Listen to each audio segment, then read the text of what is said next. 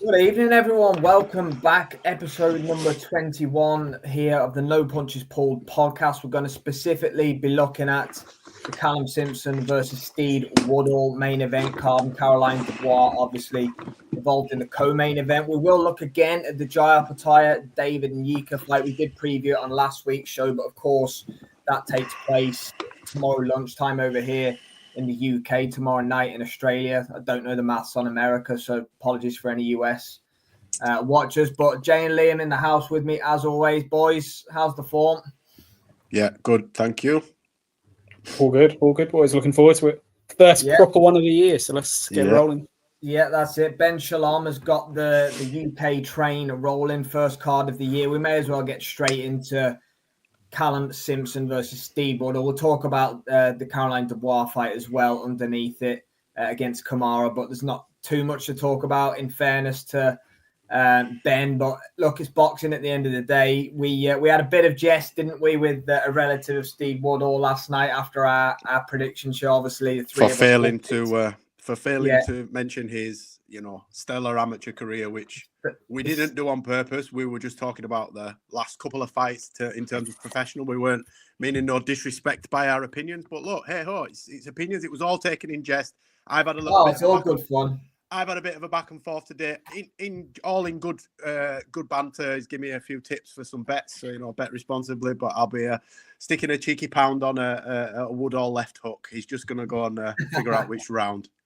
But no, it was all good, and at least we're being seen by the relevant people. So we're making the right noises. Yeah, look, you can't argue with that by all means. Look, we've all given our predictions. If you haven't watched it, go ahead and watch it. But we've all picked Callum Simpson, spoiler alert, to win. That changed. Boys, let's not look at the prediction side of it. Let's look at the actual matchup. It's the first defense of British and Commonwealth super middleweight championships for Callum Simpson, coming off probably a career best win. It's fair to say at Oakwell against Zach Chelly last time out. Steed Woodall's definitely coming off a career best win against Lerone Richards last time out on the Wasserman show.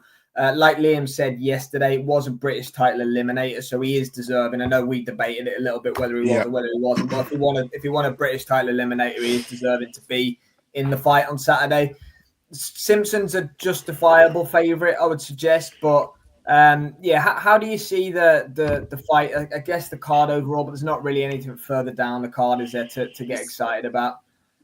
Yeah, look, I'll stand by what I said yesterday, and I've gone back actually during the day today and watched back Woodall's last fight against Richards, and the commentator at the time described it as a career-saving punch that he landed on Richards, and meaning this with as much respect as possible. If he lost that fight to Lerone Richards, there's a struggle for Steed Woodall to maybe even get an English title fight. Never mind now British and Commonwealth is the main event for Sky Sports. So I don't think the Channel 5 commentator was overselling it too much, describing it as a career-saving punch. Absolutely not. Fair play to the opportunity.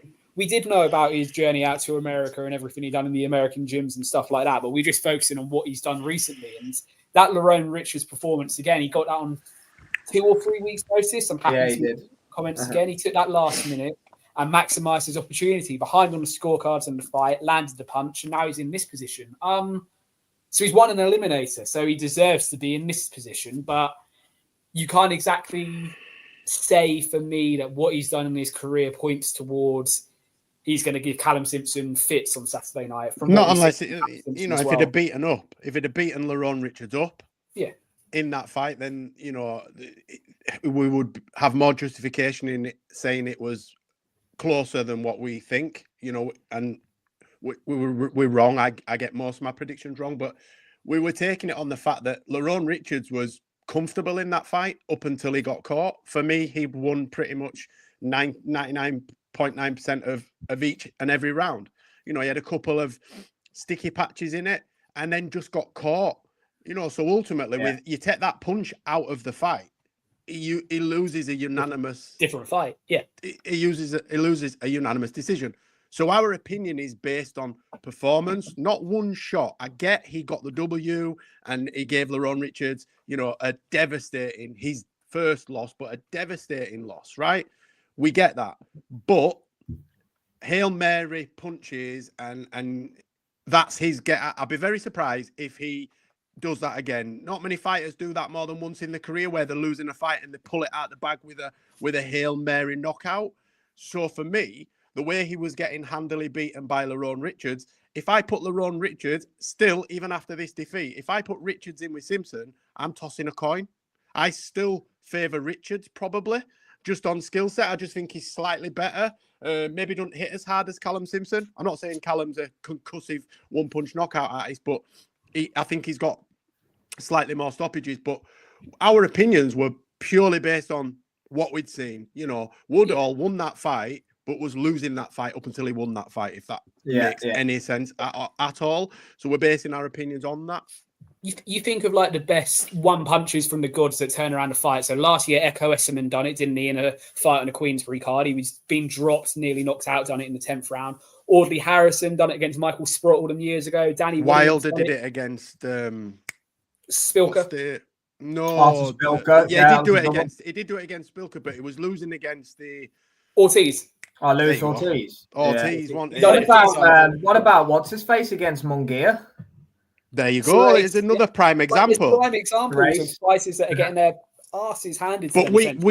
But and then you know what his name? Cerise. What's the kid that got Munguia? Cerise. Sorry. We have taken that for what it was. It was a Hail Mary, one punch, get out of jail free card. We don't now say that he's now the second coming and he's gonna take over the division. And that was. We weren't trying to disrespect him by not giving him a shot and picking Simpson. Lennox Lewis, isn't it? Lennox Lewis is great examples of it. McCall and who's the other one?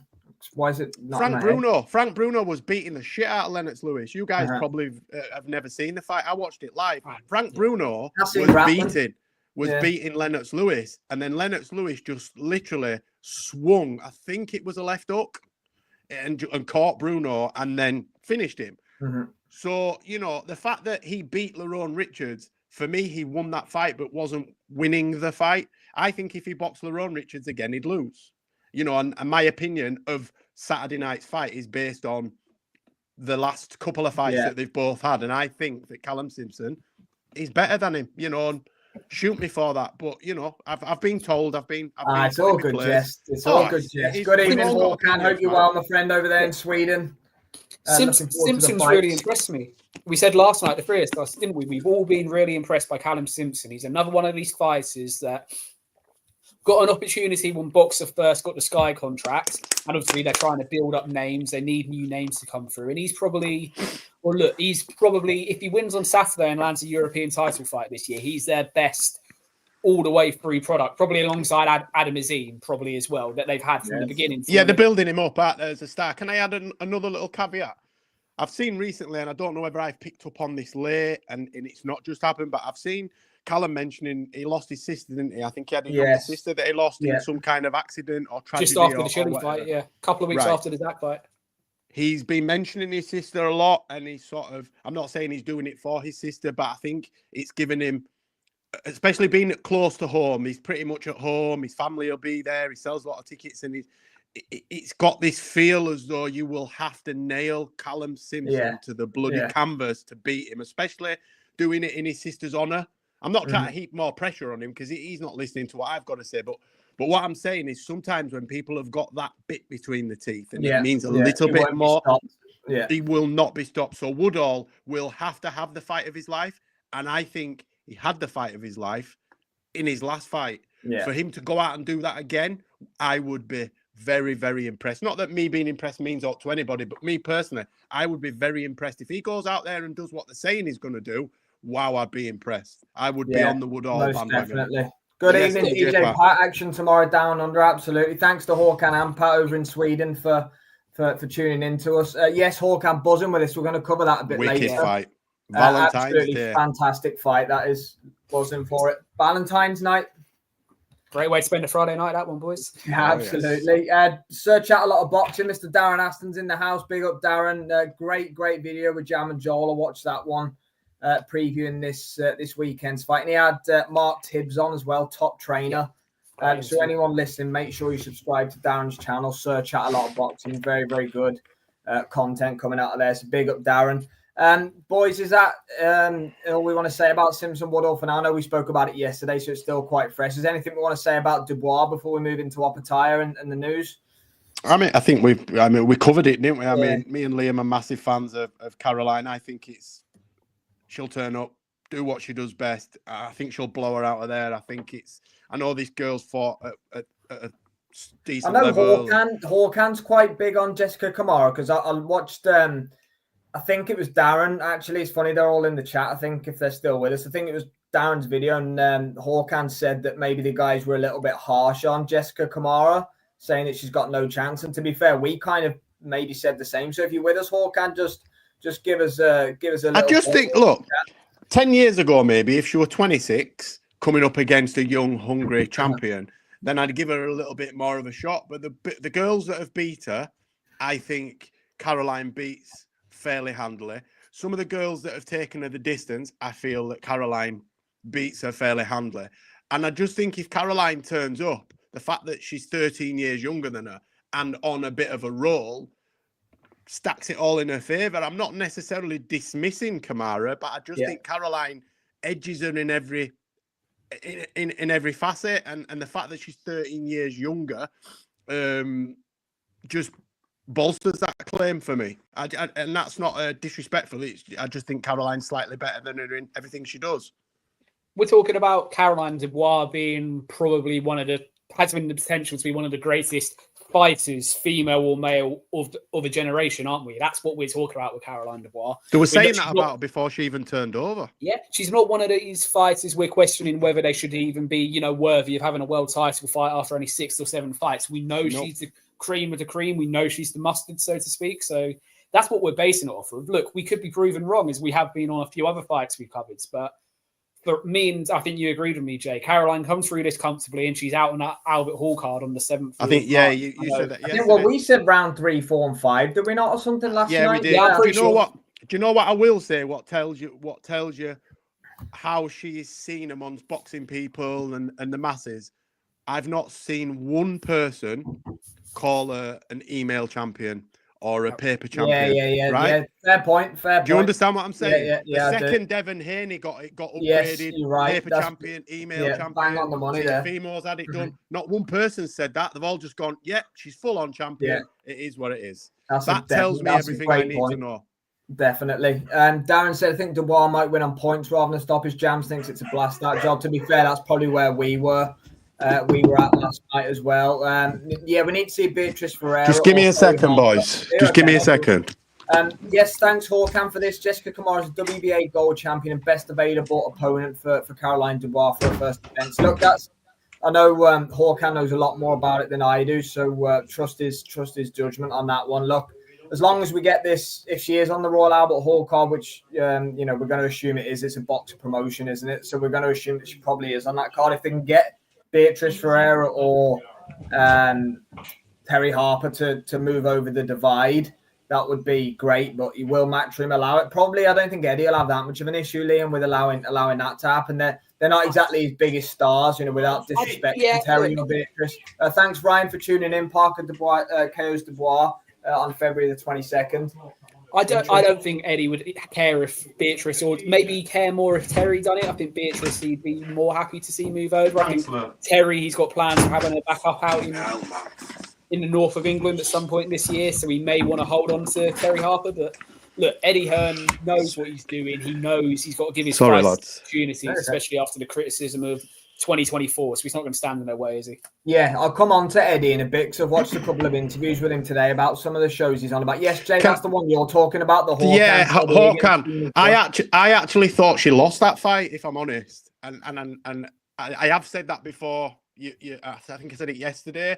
I thought she actually lost that fight, but she has boxed at a great level. I'm not dismissing her as a no one, and she's undeserving. I just think Dubois is the real deal. It's going to take a good girl to beat her, or she'll beat herself. Like I said, taking too many shots, staying in the pocket too long. Bit of bravado. I nearly said let her balls hang then, but maybe doing a little bit too much in the pocket. I think she might beat herself, because I don't see anybody out there at the moment that I think, she needs to maybe avoid her, or I think she pretty much holds her own against any of them out there. I won't be worried. There's none of this. She needs another 1, 2, 3, 4 before you put her in with X. Put X at the side of Caroline Dubois, and I think she's ready to box them. Yeah, there you go. Pat said that there's a plan for Ferreira for a homecoming in Brazil. So yeah, maybe we won't. I'm not confident we see either of those fights next if she gets through on Saturday. To be fair, I thought Ferreira was possibly going to be the next fight, but judging. Well, they've been linked together for then, ages, even before Ferreira's at the Olympics and everything like that. But look, we'll see how it goes. Look, Simpson, Woodall, Dubois, Kamara. It's going to take place on Saturday, boys. Let's move into Opataya before we get into some of the news. Obviously, we went deep on the fight last week, but obviously we've had the press conferences. The weigh-in, I don't know if either of you copped the weigh-in earlier, but it was a really decent, intense face-off. It's getting really... Yeah, and Yika, he looks solid. Over him. Yeah. Listen, that kid, right, has changed my mind from giving him absolutely... Sorry, go on. Sorry, mate, I was just going to say, it ties in with what you're saying. I watched what Eddie said earlier. And Yika's team didn't want him to take the fight. He overruled his manager and his promoter. Apparently, that's what Eddie Hearn said earlier in an interview. They were saying that, no, it's too soon. You need a couple more. And he goes, no, I want this fight and I want it now. That fills you with more, confidence. It does, but sometimes a boxer needs saving from himself. We've all heard that old adage. I've seen that personally. I've seen fighters take fights that really shouldn't done and it's not ended well. What I've seen, though, not just from David... I'm calling him David now. It'll be Dave soon. But you're all mate. No dabbers. We're like that. No, but what I've seen, not necessarily from him, what I've seen from Opataya could go one or two ways. He looks pissed off with him. He looks pissed off that Anyika and his team feel that they can beat him. He's been very dismissive of him. And a couple of times when they've been, like when they did the face-off, I don't know if you've watched like their version of the face-off where they did like the tabletop interview. He's pissed off. He's fuming. So it could go one or two ways. He could use that aggression, blast him out of there, make a statement as if to say, who the hell do you think you are stepping up to me and just batter him? Or try too hard and come unstuck trying too hard because he's emotionally invested. I've seen a side to Jai this week in the lead up that he's normally cold, isn't he? He's normally robotic and just goes through the motions and doesn't really get emotional and get drawn in. Because they know each other and there's the Aussie Kiwi sort of banter. I know Anyika lives in Australia and that's his second home, but ultimately they're using that narrative out there.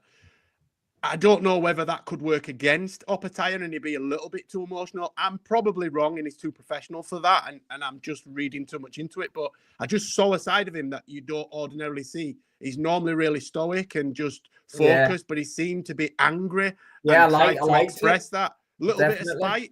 Yeah, that fight has got me more interested just these past couple of days, seeing the interaction between, when they're around each other. Inyika's come into this fight week with the attitude I kind of wanted to see from him. He knows he's coming at the last minute.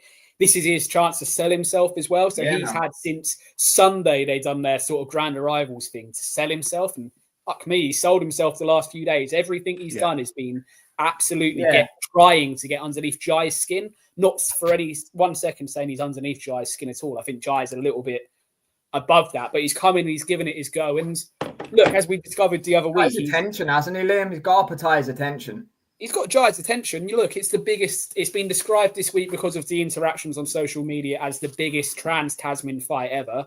And to be fair, I would believe that. Australia and New Zealand don't need much to get the world title fight at the end of the day. It's a world title fight between an Aussie and a Kiwi. And another thing Liam was interested earlier.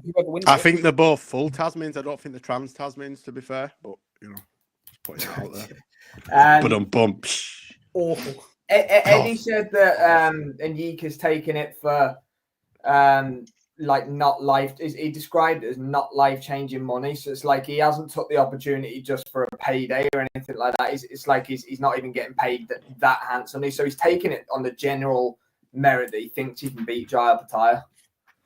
My answer to that would be, I know it's prize fighting, but why is the money relevant, if that makes sense? Eddie saying something like that. Yeah, the relevance of it. Yeah. It's not.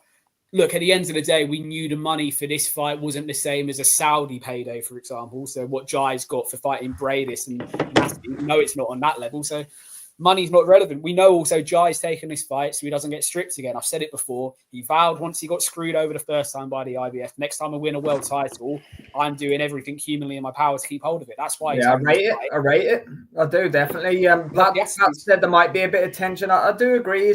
I believe he's from the Gold Coast, Jai, so it is a proper homecoming for him. And you know, like you said, it's capturing the imagination. I think it's helping that it's the first big boxing card of 2025. We're starved of action after Christmas. You know, Usyk Fury was the last big card. I know we had the Japanese one, but that fell off, didn't it? Ioka and sorry, didn't get a new way either. Yeah. We didn't get a new way Christmas Eve. So didn't get a new way. Yeah, we're kind of desperate for a fight to take place. So I think all of these things, you know, benefit the overall interest and viewing of the show, but it's got a big fight feel to it, man. And you know, I'm not gonna lie, I wasn't well versed on Damien Yika until a few weeks ago. So you know, fair play to the promotion and everything they've done there, because tomorrow lunchtime a lot of people are going to be tuning in.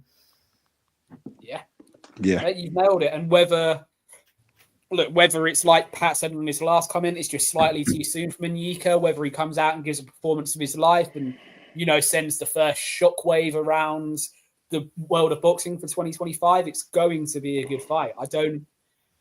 It's not a blowout for Jai unless he comes out and puts in an absolutely superb performance. He'll probably have to bide his time in the fight, but there's levels to it. Like I said when we done our prediction, there's levels to it. And as good as Yika's amateur pedigree is, and as good as it looks like he could be as a professional, this is probably 2 or 3 fights sooner than he would have wanted. And that's shown by his team not wanting him to take it as well. They know realistically he's 2 or 3 fights away from this level at the moment, but anything can happen in a local rivalry. Into it, everything like that. So we'll see. But I do think Oppenheimer will come through some sticky moments and make a statement. Yeah, I think I changed my tune, didn't I? And said that I thought it were possibly going to be a little bit tougher. The only thing I can see happening is this narrative now that his own team have said it's too soon, and Eddie Hearn said it too soon, and the Milkman said it too soon.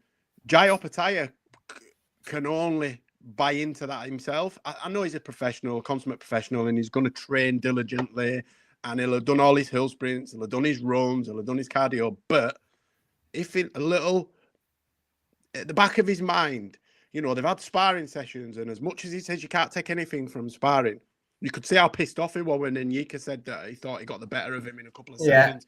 It rattled him, it grated him. So if in the back of his head he thinks this guy can't, you know, he can't stay with me, he's not as good as me, it's stuff like that will George Groves did it, didn't he, against Carl Froch? He pretty much manhandled Carl Froch up until he got stopped, right? And in the second fight, he was a little bit sloppy and he got caught with a punch. Even Carl Froch said, I didn't even try. He just threw a shot, thought he could get out of the way, and he got caught. It's things like that I could see happening. Something like that. Jai just being a little bit sloppy because he thinks he's in complete control. I think he'll win the fight, but I agree. I think he will have to come through a couple of sticky patches at some point. Yeah, I think. What did I It's pick? the sort of fight you want to see Jai come through impressively enough before. I mean, Zerdo Ramirez in Saudi in May is the line that's coming out this week, and we all want to see the Zerdo fight, 3 belt unification. Yeah. So let's see what happens with that. But he needs to make a statement. You know, he can't be getting a split decision victory tomorrow at lunchtime for us, can he? This has to be either a wide unanimous decision or a conclusive stoppage. He can't afford any if buts or maybes that's going to make Nyika and his team scream blue murder for a rematch or something like that. You know, the George Groves route of appealing to the governing body, getting a rematch and doing that. Like, now you've mentioned that, you get what I mean. That's the possibility if it is a controversial fight. Jai needs a good performance, a clear statement, and Nyika's stock rises for me unless he gets blown out there in the first couple of rounds, which I don't see. Yeah. Look, if that fight's anywhere near close, they'll do it again. They'll have to. You know, if Jai gets knocked down or has to come through some real turbulent times in that fight, they'll make it again because it's sold well. Apparently, it's sold out by all accounts. And I've got family members in New South Wales, and they said it's getting a lot of coverage on sort of Fox News and things, Fox Sports and stuff over there. So it's a pretty big deal over there. Because Jai's the man at Cruiser. Jai is the man. He's been mentioned in unification fights. They've sort of mentioned Usyk and people like that, and him stepping up to heavyweight. So this is a big fight, and an Onyeka is a big lump. I mean, he's what, 3 or 4 inches taller. He's like 6'6" or something for a cruiserweight. He's big. Yeah, he's slender, but he's probably going to come in the heavier, the bigger guy. You know, so I am a lot more excited today, Tuesday night, than I was this time last week. A lot more excited for this fight than I was last week. Yeah, most definitely. Mr. Neutral's in the house. Big up. Yes, Mr. Neutral. It shows back on Boxing Media Hub. So good news on that one, my friend. Hard talk. Top man. Good evening, gents. Tweet today. I've got nasty feeling Jai might not have an easy time here. Anika's a big puncher. Yeah, most Does definitely. that mean, I was just going to say, does that mean he's sloppy and it stinks? Oh, dear. I love it. Right, boys, let's get into what's going on in the world of boxing. Then we may as well. For the last half an hour or so. Where should we start? Keyshawn Davis challenging Dennis Berinchik for the WBO Lightweight Championship of the World. Top man, Neutral, no problem at all, my friend. Valentine's night, it is happening. It's a home affair for Keyshawn, isn't it? It's in is it in Norfolk, Virginia again, same as last time? No, sure. No, it's not. Sells a lot of tickets if it is. He sells. His homecoming against Lemos last time out was a great atmosphere. It's really good. But either way, yeah, he's challenging. Oh, is it MSG? MSG. Yeah, it's MSG. It's the Sorry, theatre at MSG. At the Hulu Theatre. Okay, yeah, look, so great fight at 135. That was been talked about for a while, but we got the official announcement as Hawk it's a Queensbury top rank co-pro. I didn't realise that. I didn't realise Queensbury were involved. Queensbury are involved. Didn't know that. Queensbury are involved. Yes, it says top rank, Queensbury, K2, ESPN, ESPN Plus. Unless Queensbury have got the distribution rights for the UK and they've just put themselves on there rather than DAZN. But yeah, they're on the flyer. I thought they were both top rank, to be fair. Brinchik, if you look at the bottom of the flyer that one of you's posted. Yeah, no, I've seen it. I've just seen it as well, mate. The power of... Or is Baranchik's not signed to Queensbury, is it? I think he's top rank. Pretty sure they're both top rank. Mate, yeah, who knows what's going on? Definitely top rank. As I'm sure we're going to come on to, Frank's already come out saying he wants to go back to doing global shows with the move over to DAZN. So, there's only about 3 weeks before the move over, isn't it? So there's, it could be. We'll see if Keyshawn really is the man, or really is as good as what we say he is, because Baranchik is very, very, very good. We've seen him in some fantastic fights. He's tough as all boots. Keyshawn has ticked all the boxes up to now. He's shown very little vulnerability, makes weight fairly comfortably, he's solid puncher, fast, decent footwork. This could be fight of the year.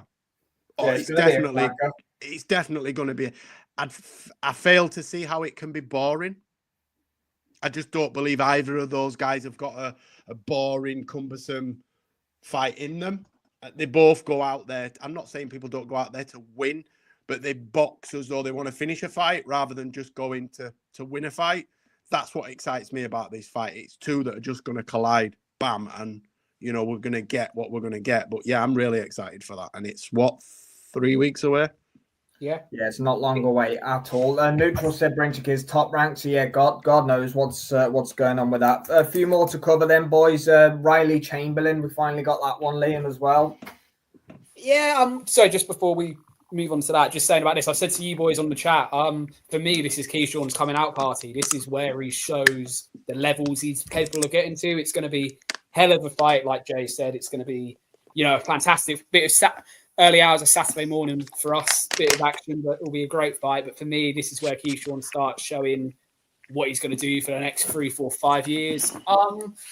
Vidal and Chamberlain, look, it's English cruiserweight title. It's been rumoured for a flipping year or so now. I mean, it would have been for the Commonwealth at one point, but Isaac lost those belts.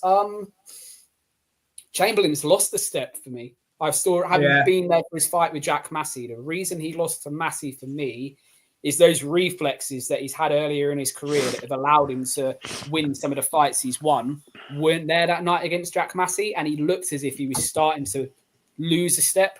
If he has lost, if that is the case, and he is now another 8 months removed from that against another young fighter who's forged on his own path, etc., Vidal Riley wins it quite comfortably, is the position I'm in at the moment. And that wouldn't surprise me. Vidal Riley on points, seven rounds to three, something like that. Reasonably comfortably is the position I'm in for it. I was more intrigued by the matchup when it was being spoken about last year, but I think you look at what Isaac's done recently, you look at what Vidal's doing on his way up, it makes me think it's a crossroads fight and Vidal's catching him at the right time. I'm not as excited about it as I was this time last year, but at least we're getting to see it. At least we're getting it before Isaac's lost another couple of fights, and then it's a lot more clear cut, if that makes sense. Yeah, I mean, I've picked Chamberlain. I picked Chamberlain from the second the fight was sort of talked about.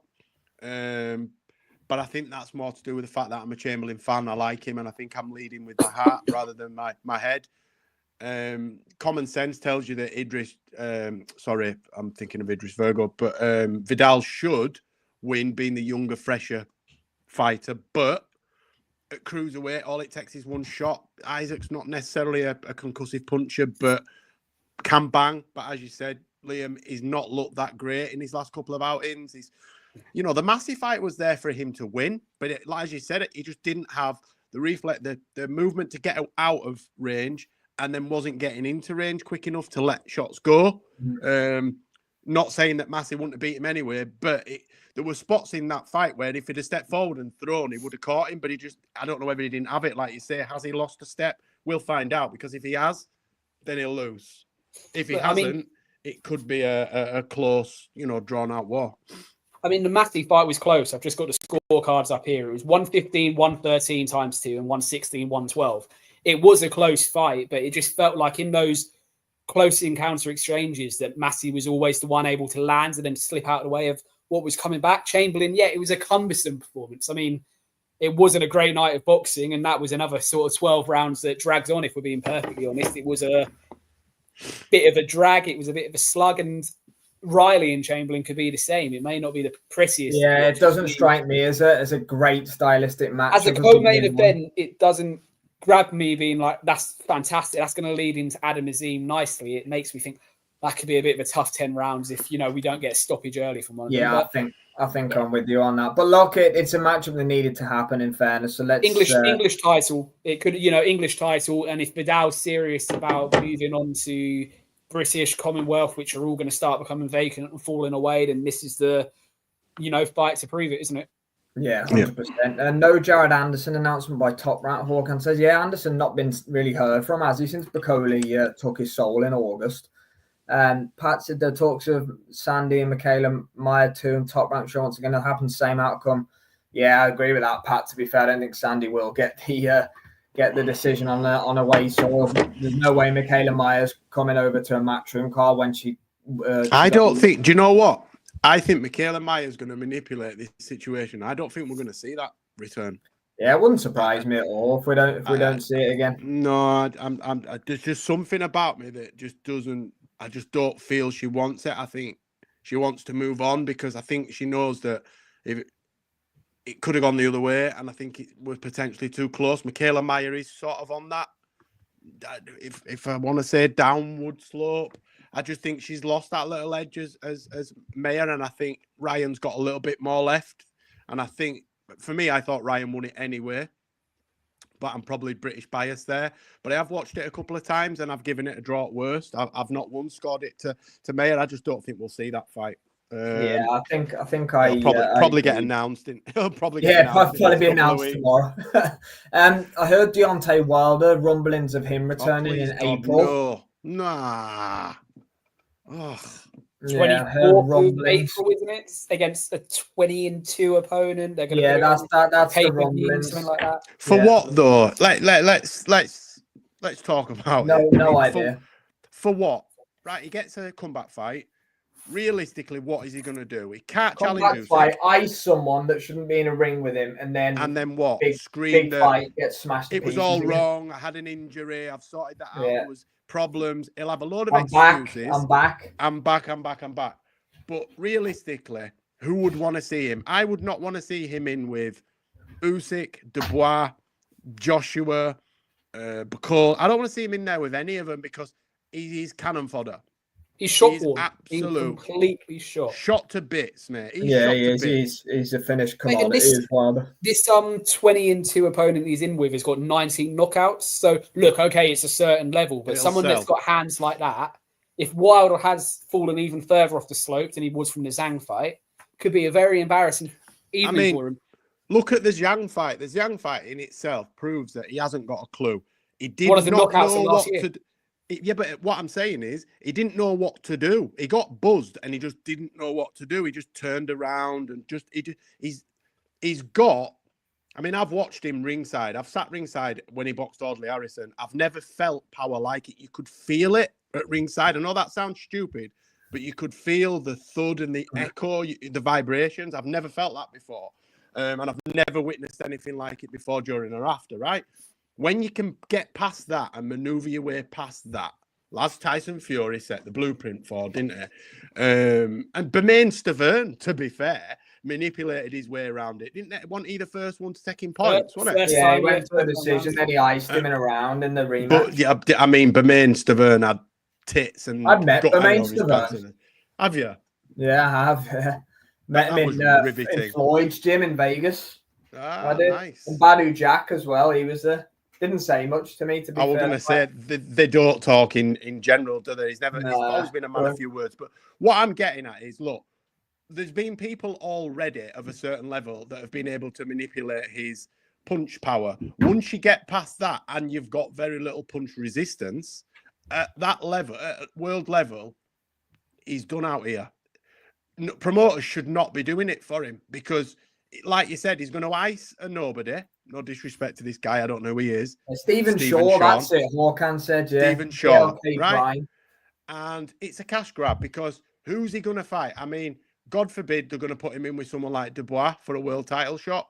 He'll get murdered. He'll get Daniel Dubois will ice him in a couple of rounds based on recent performances. Unless he gets rid of Malik Scott and goes back to either to his old coach or a new coach, because Malik Scott ain't doing anything that doesn't benefit Malik Scott. He's not bothered about Deontay. He's not changed anything. So for me, it's very, very, very, very dangerous. And I don't really want to see it. I'll watch. We'll probably do a live watch along, but I don't begrudgingly. Look, he got completely outboxed, outfought, and barely let his hands go against Parker last December. Zhang's punch that finished him was one of those punches where a boxer turns completely helpless with his arms down, doesn't he, into the punch. And that was a pretty scary a bit David Price and Povetkin, yeah, on Cardiff from an AJ card. Yeah, exactly the same. That's the level we're talking about here. And look, everyone's going to say he's going to beat Stephen Shaw, but if he's even further down the hill now, nearly a year removed by the time he gets in the ring in April, you know, no one wants to see it. He can't let that right hand go anymore, can he? Everything that he built his career on was this right hand. We haven't seen him let it go since he iced Dominic Brazil, was it, or someone like that? Before he was over to Saudi?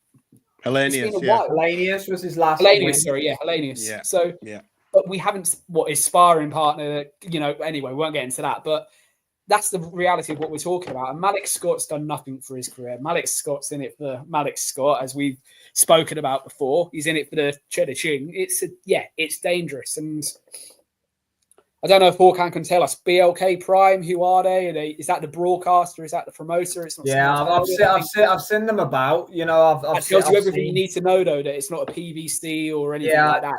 No idea what it is. Because I believe that any of the main promotional outfits don't want to be attached to it. They don't want to touch him with a badge pull, and that's no disrespect meant to Deontay. They're doing it for him rather than themselves, and I like that. You know, this BLK Prime's not asked. They'll have posters everywhere. They'll have the big glossy ads. It'll be pay-per-view. And, you know, like you said, he's back, I'm back. Bomb squad and all that nonsense. And then what happens if Stephen Shaw flatlines him? You know, and you know, it's dangerous, man. We're talking about heavyweights. Boxing's dangerous anyway, right? Anywhere, at any level. I've got a family member that's got a brain injury through boxing. Crash dieting and getting punched thousands and tens of thousands of times in the head. And he was a featherweight, super featherweight, lightweight. So I dread to think what kind of potential brain injury Deontay Wilder's going to have. Because, like you said, Liam, when he got knocked out by Jack, he wasn't even protecting himself. No.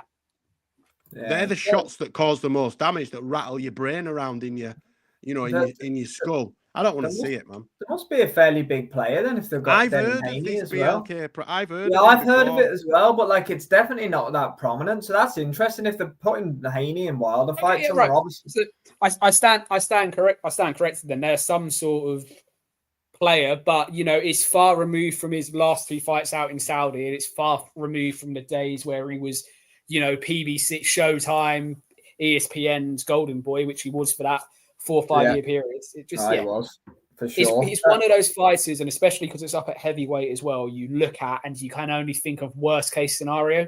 But that's also because of what we've seen happen recently with him. We're not, fetching a fantasy here. We've seen worst case scenario from Wilder, and we're now another 10 months removed by the time of this fight. It's doesn't sit right. Yeah, I'm with you. Just 2 more topics. Sorry, just before you go on to that, but BLK Prime Boxing have got a show on in February, 15th of February, called Reality Check, and the headline fight is Greg Hackett against Brian Norman Senior. I saw that. I thought it was fake though. Apparently not. I did see. You think it's that Benson cage again? Yeah, Jalil Hackett's father and Brian Norman's. Yeah, look, that's just ridiculous. $3.99 a month. One more before we'll talk a little bit about Whittaker Cameron, because we said we'd talk about that yesterday. But the last one before that, Liam Davis is. Frank Warren said in an interview that he's moving up to super feather. I think that's long overdue, to be fair, for Liam. Obviously, Shabazz Massoud outboxed him soundly in his last fight at feather. What kind of, you've got Kakachi, you've got, Lee Wood's going to be there if we ever see him fight again. Hopefully, I think Kakachi's going to be announced soon, to be fair. God knows what that means about Sugar Nunes, but we've done that to the death. But some good fights, really, with Liam Davis's style at super feather. Yeah, on Liam Davis, I'm pretty sure it was you, Joe, that said this. The only reason he stayed at featherweight for as long as he ended up doing was because he managed to get his hands on this IBO belt. That's the only reason he stayed down there. He's probably 2 or 3 fights too many. He was killing him. He's been killing himself. You could see that. It looks awful at weigh-ins. Awful. Hoping a win for an Inoue payday that was never going to come. We all know that. But that's part of the reason why he stayed down there, and it all caught up with him against Massoud. Look, what I think is going to happen with Liam Davis first at super feather, and I'm not overly a fan of it. We know this fighters said they're going to come back and have one more roll of the dice, even though they lost in September. Conlon? No, Josh Warrington. Warrington? Oh, what are you going to say? Yeah, possibly. Yeah, I don't mind Davis Warrington getting this. Great fight. Yeah. I don't hate it, but I think, Davis will beat the shit out of Warrington, I think. I think he'll beat him up. I think Warrington's a bit stale now. I think Warrington's really past his prime. He gave a good account of himself in his last fight. Liam Davis would eat him at the minute, I think. I think he'd run through him. They're both similar style. They'll have it out with you. But he's fresher though, isn't he? I think he hits a little bit harder as well. But every time I've picked against Josh Warrington, he's thrown it back. Josh's nails definitely as well. But I can see that being the route they go down, because like you say, Lee Wood and Kakachi looks like it's getting announced. He's not going to be in a position, because he only held an IBO belt, to go straight in and demand Sugar Nunes or someone like that. Beating Josh Warrington, ex-world champion, 2-time world champion, or whatever he's ended up being, bit of credibility. And I think keeps him active enough without him dropping too far back down the levels after what he was doing at featherweight. So we'll see. Conlon's probably another option as well, depending on what sort of comeback Michael Conlon's looking at. But I'd actually rather see Warrington over Conlon in terms of being active more recently. Their last fight, Conlon was stopped and looked in a pretty bad way against Jordan Gill. Okay, Warrington lost to Kakachi, but he went 12 rounds and had a few moments in the fight. So I think the Warrington fight would be a bit more attractive if that's the route they are going to go down. Yeah, I'm with you. I think I like both of the fights. We'll see what happens. But lastly, to finish the show, then we said we'll talk about it.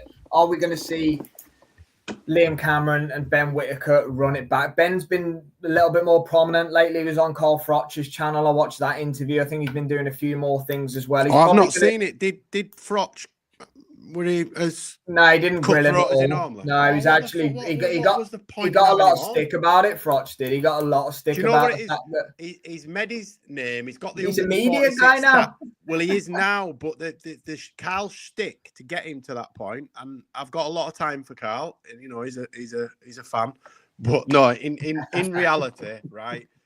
He got the 146,000 subs, us three included, on the back of him saying the things that people wouldn't say, not worried about stepping on Eddie's toes. And now he wants his press pass and he's gone all flipping corporate.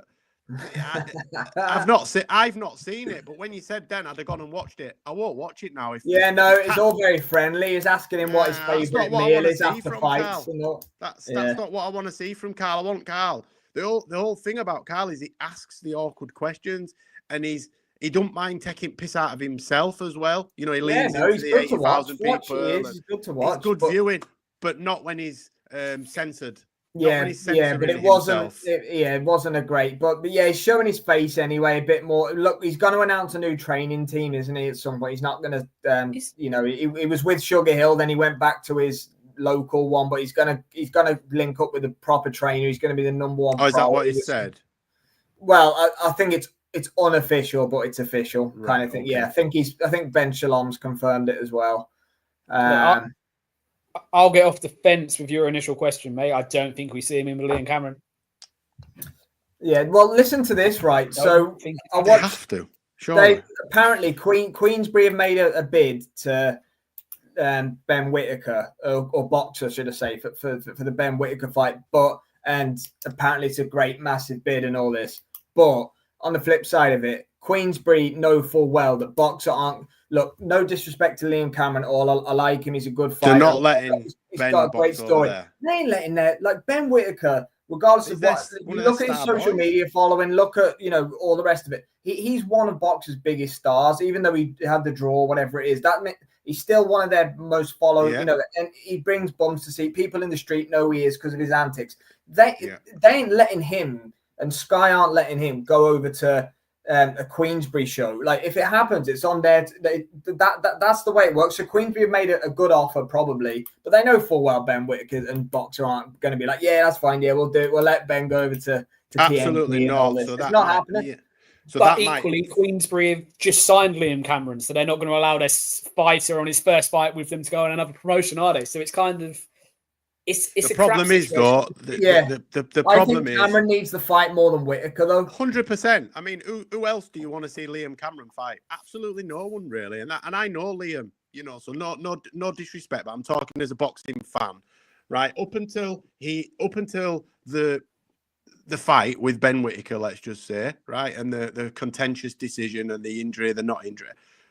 A lot of people didn't know Liam Cameron. What we did, obviously, we're in boxing, and I know him outside of boxing and whatnot, and I've seen him turn over and come through the ranks. But he was best known for a valiant performance against Lyndon Arthur. His best fights were, he was the Commonwealth middleweight champion a lot of years ago, and then he popped hot. So up until the Ben Whittaker fight, no one's interested in seeing him fight anybody else. You aren't going to want to watch him fight Boris Crichton, for example. No one's going to want to watch that. It has to be Ben Whittaker, or they've wasted the money. They've not invested in Liam Whittaker to watch him take a run for the light heavyweight championship of the world.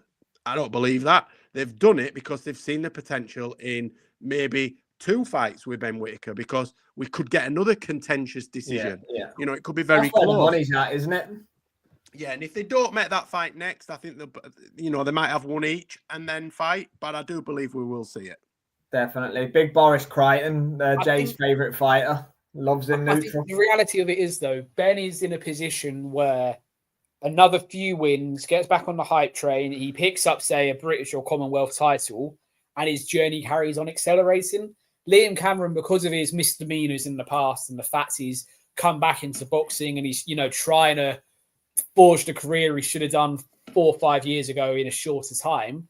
If he, he doesn't get the fight, so Queensbury get him out on the card. If he loses against a lesser opponent than Ben Whittaker, whilst Ben takes fights and picks up belts, we're even less likely to see that fight, if that makes sense. I think it's... Yeah.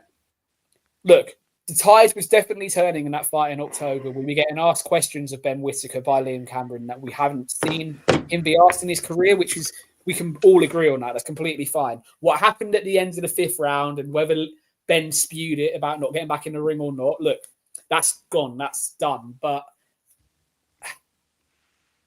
I'd say I'm 70-30. We won't see it again over. We will see it again at this point. Something tells me Boxer will maneuver Ben to pick up the titles, to pick up the rankings, and Liam will just be left always having another thing, have another thing to moan and complain about, a bit similar to the headbutts and low blows from Lyndon Arthur that he still brings up from their fight as well. He's just another thing, unfortunately, that he's going to feel hard done by for, which is a shame, but I feel that'll be what ends up happening. Yeah, I mean, it's a shame, but it is what it is. Listen, he got life-changing money, right? He's torn the ass out of this, right? He's on every bloody podcast. He's done all right. So even if he doesn't get the fight, I think it's changed his life anyway. And he can be forever grateful for that. He'll still get big opportunities as well. To be fair, he will still get big opportunities. He's going to get opportunities. It's put him in the limelight. He might get the Lyndon Arthur fight again if they market it right. It's not a fight I want to see, really. As I said, I don't want to see him. Has it? Yeah, as a British title eliminator or something. Yeah. He was ordered back end of last year.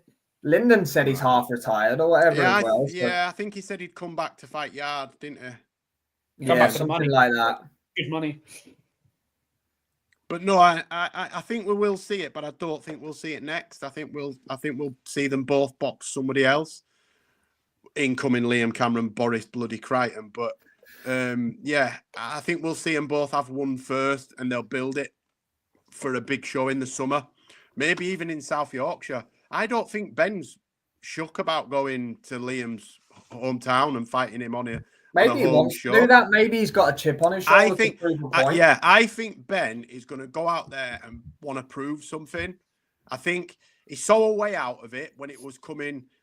It was just becoming uncomfortable. I still don't think he was getting beat. I think it was getting closer, and I think Liam was starting to catch him with shots that he wasn't catching him with in the early rounds. And I think Ben just saw an easy way out, took it, and then he's realised, shit, I've made myself look a bit of a dick.